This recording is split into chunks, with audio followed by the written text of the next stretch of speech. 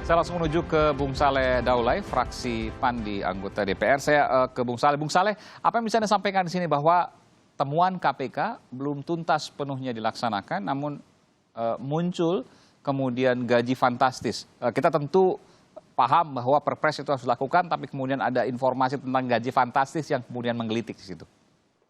Jadi menurut saya sebetulnya begini, Pak Iman. Jadi selain tadi masalah bagaimana kita ingin memenuhi semua kepentingan dan keinginan dan juga evaluasi yang dilakukan oleh masyarakat, tetapi sebetulnya program ini sendiri itu mesti harus mengevaluasi dirinya sendiri. Contoh misalnya, ini kan sudah berlangsung 3 angkatan. Pertanyaan saya, yang angkatan pertama, kedua, dan ketiga, ini sudah dievaluasi enggak? Oke. Kan mestinya kan dilihat dulu nih, dari angkatan pertama ini misalnya yang generasi pertama yang sudah lolos dan lulus untuk ikut pelatihan ini. Coba dicek berapa persen dari mereka yang sudah misalnya mendapatkan pekerjaan. Atau berapa persen di antara mereka yang langsung bisa diterima di dunia kerja atau menciptakan lapangan pekerjaan sendiri.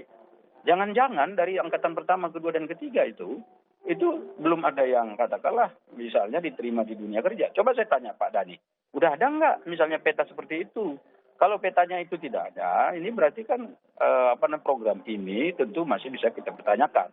Karena apa? Karena salah satu misalnya yang disoal di dalam pelatihan ini adalah soal pelatihan online ini. Karena kemarin itu pelatihan online ini kan banyak juga ditemukan di media sosial dan juga di internet semacam itu. Dan itu gratis begitu. Nah sekarang kan ada pelatihan yang dibayar oleh negara dan itu bayarnya tidak murah. Mahal. Betul. Dan karena itu kita tentu akan mempersoalkan dan mempertanyakan ini. Kalau kemarin itu misalnya 1 juta per orang misalnya per pelatihan, berarti kan biayanya kemarin kan sampai 5,6 triliun karena target sasarannya adalah 5,6 juta orang. Nah kalau misalnya semua nanti yang ikut pelatihan sampai 5,6 juta itu misalnya ikut pelatihan dan tamat kemudian tidak bisa bekerja sebagaimana yang kita harapkan, berarti yang uang 20 triliun yang besar tadi itu, ini berarti katakanlah ya tidak efektif, tidak efisien. Jadi artinya program ini belum mendapatkan atau mencapai target sebagaimana yang diinginkan oleh Presiden Jokowi. Ya, kita tahu sebetulnya keinginan Presiden Jokowi seperti apa itu dijelaskan pada saat beliau kampanye untuk maju running sebagai calon presiden untuk yang kedua kalinya. Jadi ini yang saya kira penting juga untuk direnungkan oleh kita bersama. Baik. Kenapa ini penting? Karena kita tidak mau program yang tadi cita-citanya bagus dan mulia seperti ini malah nanti akan mendapatkan kendala. Ya, saya paham. Saya akan tanyakan dulu Bung Saleh ke Bung Dhani. Bung Dhani sudah bergabung lagi? Sudah. Iya, Bung Dhani, tadi ada pertanyaan yang kemudian ditanyakan oleh Bung Saleh. Ini sudah 3 angkatan. Apa yang terjadi dengan alumninya dari Kartu Prakerja ini? Sudahkah mereka berkiprah? Kalau seandainya memang belum bekerja di perusahaan misalnya, lalu mereka mungkin bisa membuka usaha sendiri kecil-kecilan. Adakah kemudian ini dievaluasi? Adakah datanya? Ya, nanti tentu kita akan minta ya secara detail dari teman-teman di PMO seperti apa ya. Cuman yang dapat kami gambarkan berdasarkan laporan dari teman-teman di PMO bahwa karena dalam hal digitalisasi produk, maka dari konten pelatihan yang paling besar nih segmennya kan di pemasaran dan penjualan, juga di TI. Nah, berarti sebagian besar ini concernnya kepada pemasaran digital. Nah, masuklah dia sebagai pelaku-pelaku wirausaha di bidang digital. Ini kalau KSP belum mendapatkan datanya, jangan-jangan belum ada evaluasinya, Bung Dhani? Sudah, evaluasi sudah ada. Kemudian juga penyalurannya kan sudah didistribusikan kan ke... Baik, kalau evaluasi ada kan sudah ada datanya seharusnya. Dan ini harusnya tersampaikan ke kantor staf presiden.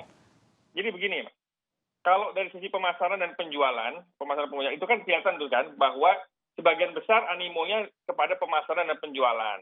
Kemudian di bidang teknologi informatika.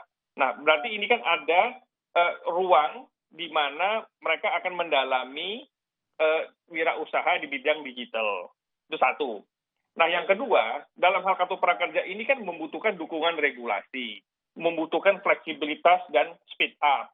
Juga membutuhkan dukungan publik dan kepastian hukum. Sehingga kalau tadi disambungkan dengan pertanyaan kepada rekomendasi KPK, sekali lagi rekomendasi KPK itu kan adalah sistem yang harus diperbaiki di dalam internal PMO. Dan ini berkelanjutan sambil menunggu juga, menselaraskan terhadap opini dari kejaksaan pada waktu itu yang sudah dilayangkan surat dan juga sudah mendapatkan feedback dari Baik, kejaksaan. saya riset regulasi. belum ada apapun yang kemudian disampaikan oleh pihak PMO atau Project Management Office atau manajemen pelaksana dari Kartu Prakerja terkait dengan hasil evaluasi 3 angkatan sebelumnya. Bagaimana kemudian mereka dan apa kemudian yang mereka lakukan sekarang sang alumni ini. Dan KSP juga belum mendapatkan. Apa yang bisa disampaikan di sini, Bung Saleh? Jangan-jangan memang belum ada datanya.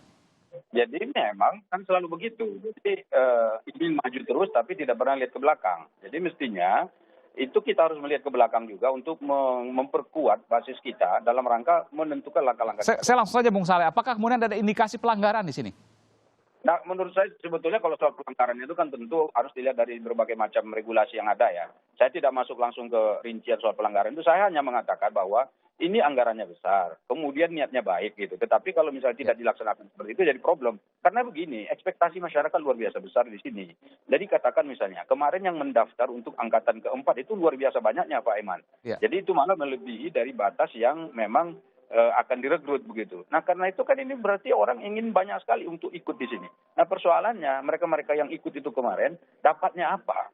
Supaya masyarakat yang nanti akan mendaftar pada gelombang keempat dan seterusnya itu mengerti bahwa dia kalau ikut program ini nanti dia akan dapat ini dan seterusnya. Kemudian kita juga misalnya dalam rangka memberikan evaluasi juga lebih enak begitu. Jangan sampai misalnya kita sekarang diberi laporan seperti yang disampaikan Pak Dhani tadi, itu kan semuanya baik-baik saja gitu. Jadi kalau kita dengar apa yang disampaikan Pak Dhani dari awal sampai yang terakhir ini, begini-begini normatif Pak. Itu sangat normatif dan itu yang idealnya program ya seperti yang disampaikan oleh Pak Dhani tadi. Tetapi masalahnya apakah betul seperti itu realita yang di lapangan. Buktinya data-data yang tadi yang saya katakan angkatan kedua dan ketiga, misalnya mereka ditempatkan di mana itu masih sangat normatif juga jawabannya katakanlah itu. Baik. Saya ke Bung Dhani. Bung Dhani, jangan-jangan saya harus katakan karena ini melibatkan uang triliunan rupiah, bisa jadi kemudian ada pelanggaran di sini, mudah-mudahan tidak terjadi. Bagaimana Anda kemudian menjawab ini? Jangan-jangan juga bisa langsung tidak usah ada kartu prakerja, tapi kemudian langsung diberikan pada masyarakat secara langsung. Ada juga teori yang mengatakan itu. Ya, kita kan sudah sepakat ya Pak ya, bahwa prakerja ini dia memberikan pembekalan kepada pesertanya untuk siap terjun baik di dalam tatanan industri, dunia kerja maupun dalam menjadi wirausaha. Dengan evaluasi yang belum kemudian disampaikan. Evaluasi ini kan baru berjalan. Penyerapannya juga kan lagi. Sudah 3 angkatan, Bung Dhani. Mau kemana, lagi di mana mereka. Nah tapi kan dari satu sisi yang harus kita pahami, karena kalau kita menjamin mereka bisa bekerja. Nah karena kalau orang kuliah aja selama 4 tahun kuliah, lanjut lagi sampai ngambil S2 tahun, kan juga belum ada jaminan orang itu dapat kerja, disalurkan pekerjaan. Tapi ini adalah sebuah tools, pelatihan yang siap kerja, siap terjun ke dalam dunia industri. Nah, sudah di mana penempatan mereka ini? Tadi kan sudah dijelaskan bahwa sekarang ini mereka ngambil di segmen paling besar ini pemasaran penjual. Berarti bisa dimanfaatkan dalam dunia digital. Nah, pertanyaannya bagaimana? Nah, nanti kita mintalah teman-teman di PMU untuk kemudian mengclustering, melakukan cluster. Ini masing-masing peserta ini clusternya sudah di mana nih replacement-nya. Ini kan pada masa COVID. Dan hal itu penting untuk kemudian akuntabilitas dan transparansi atas uang triliunan yang kemudian digelontorkan dalam proyek Kartu Prakerja ini. Terima kasih Bung Dhani Amrul Ihdan atas pernyataan dan penjelasannya. Terima kasih pula dengan Bung Saleh Daulay dari fraksi Partai Amanat Nasional anggota DPR terkait dengan Kartu Prakerja. Nanti kita akan tunggu Bung Dhani hasil evaluasinya secara real. Kami tentu senang sekali untuk mendapatkan data itu karena sampai sekarang kami sulit untuk mendapatkan data itu. Dan semoga memang sudah benar dilakukan dan dipublikasikan secara transparan. Terima kasih sekali lagi.